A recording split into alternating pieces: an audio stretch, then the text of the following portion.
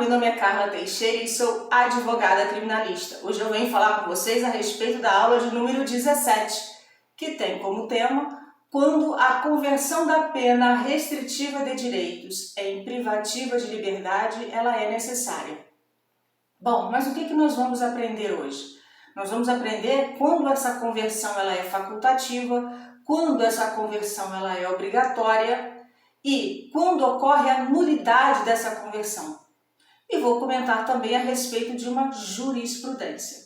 A gente sabe muito bem que a pena restritiva de direitos ela é uma pena alternativa, fora do ambiente carcerário, mas que para que o condenado, o apenado, tenha esse direito, ele terá que cumprir alguns requisitos, esses subjetivos e objetivos, através de um comportamento satisfatório. A partir dali, ele passa a ter, então, esse direito. Mas são para todos? Também não são para todos. Vai depender de cada caso concreto. Porque nós vamos ver que há determinados crimes de alta periculosidade que a pena restritiva de direitos não vai surtir nenhum efeito. Já para outros, o efeito vai ser muito mais amplo, muito maior. E eu gosto muito de um autor, embora eu não tenha citado ele nos vídeos anteriores, vou passar a citá-los mais, que é o César Roberto Bittencourt, que ele diz assim, ele fala que essa conversão é garantir o êxito das penas alternativas preventivamente, com ameaça da pena privativa de liberdade e repressivamente com a efetiva conversão no caso concreto. E conforme Damásio de Jesus, ele diz assim, a conversão visa garantir a efetiva execução das penas alternativas, assegurando a coercibilidade. Ou seja, uma vez preenchidos seus requisitos objetivos e subjetivos, determinando um comportamento satisfatório, ele poderá então fazer jus às penas restritivas de direito, que é uma pena alternativa. O artigo 181 da LEP diz assim, a pena restritiva de direito será convertida em privativa de liberdade quando? Em quais hipóteses? Hipóteses essas encontradas no artigo 45 do Código Penal, que são 3. Primeira, prestação de serviço à comunidade ou entidades públicas. Segunda, interdição temporária de direitos. Terceira, limitação de final de semana ou de fim de semana. Há vídeos anteriores, aulas anteriores minhas, que eu falo detalhadamente sobre cada um deles, mas hoje eu vou dar uma palhinha. Quando eu falo de prestação de serviço à comunidade ou a entidades públicas, é um serviço gratuito, é um serviço de 8 horas semanais. É um serviço também que não pode atrapalhar a jornada normal de trabalho daquela pessoa, que pode ser feito aos sábados, domingos e até mesmo nos feriados. A interdição temporária de direitos é aquela pessoa que ocupa um cargo e decorrente de um inquérito policial, de uma investigação, ele tem que se afastar do cargo para que não comprometa a eficiência da colheita daquelas provas. Correto? Para que ele não atrapalhe a investigação. Quando eu falo de limitação de fim de semana, eu estou falando daquela limitação que você tem que ficar no fim de semana de 9 da noite às 6 da manhã em casa. Ou não pode frequentar bares, restaurantes, casas noturnas, casas de show ou similares. São limitações dadas a você de acordo com cada caso concreto. Ok? E quando é que essa conversão ela é obrigatória? A conversão ela é obrigatória conforme o artigo 44, parágrafo 4º do Código Penal, que diz assim, a pena restritiva de direitos converte-se em privativa de liberdade quando ocorrer o descumprimento injustificado da restrição imposta, ou seja, você descumpriu uma norma imposta, ok? E ao descumprir não justificou.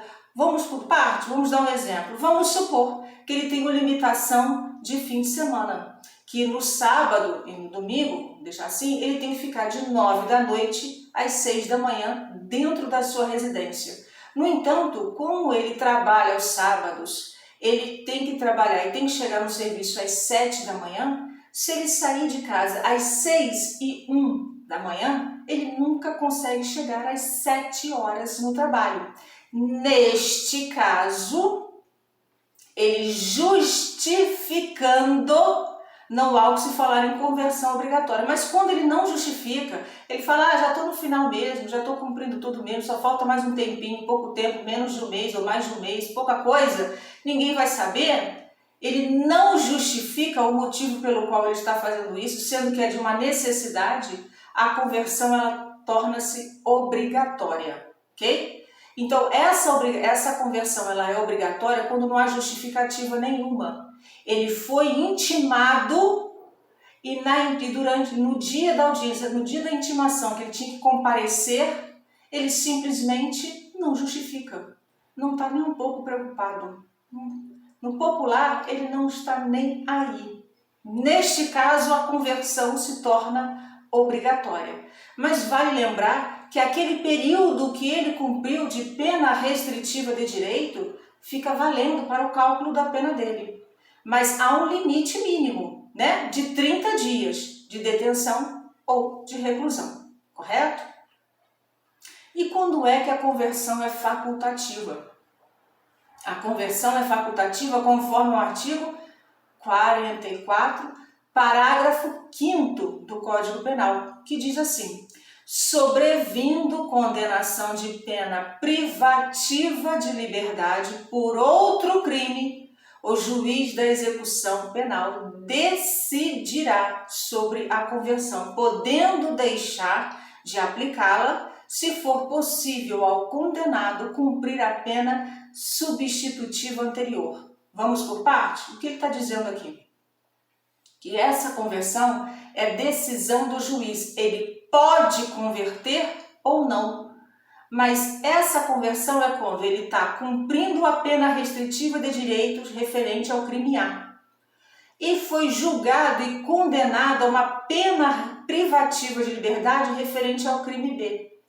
No entanto, o juiz pode ter a faculdade de converter, ou seja, mandar ele novamente para dentro do sistema carcerário, somar, e aí vai verificar se ele tem os requisitos ou não para iniciar o cumprimento da pena restritiva de direitos, correto?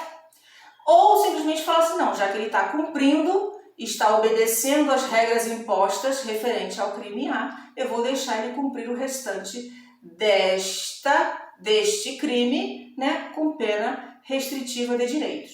Mas quando é que o juiz pode converter ou não, mesmo sendo facultativo? O que é que vai determinar essa conversão?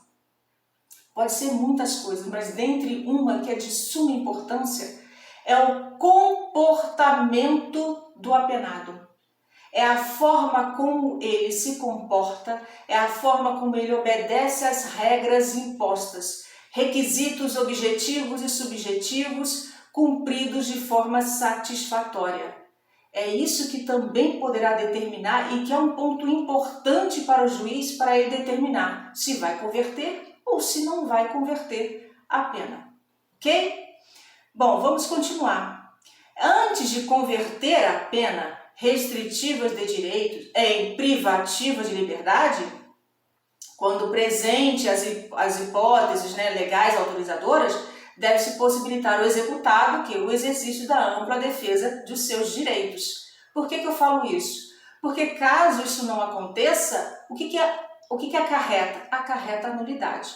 A nulidade nada mais é quando ocorre a conversão da pena restritiva de direito em privativa de liberdade, ou seja, ele retorna para dentro do sistema carcerário, mas ele nem sequer, o apenado nem sequer foi intimado para informar o que aconteceu, para justificar, para contar a versão dele. Não houve o princípio da ampla defesa, não aconteceu.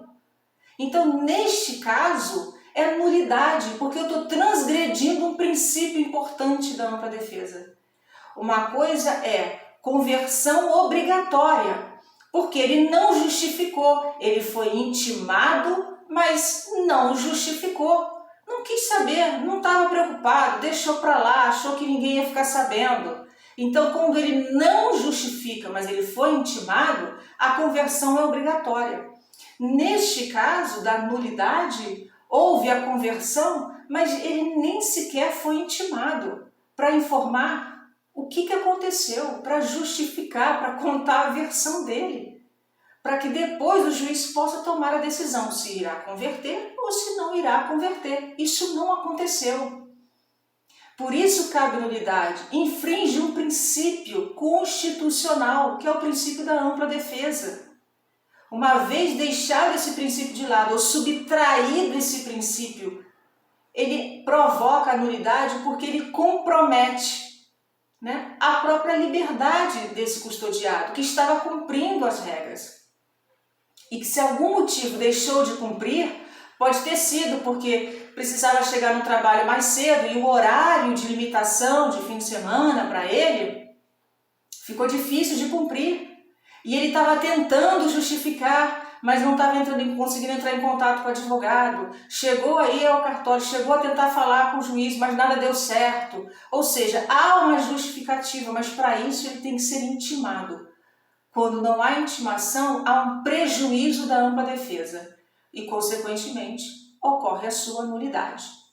E aí eu vou contar para vocês uma jurisprudência, que é do Tribunal de Justiça do Rio Grande do Sul. E ele começa assim: agravo em execução penal, conversão da pena restritiva de direitos em privativa de liberdade, preliminar de nulidade, impossibilidade de conversão na pena restritiva de direitos em privativa de liberdade, sem a prévia manifestação.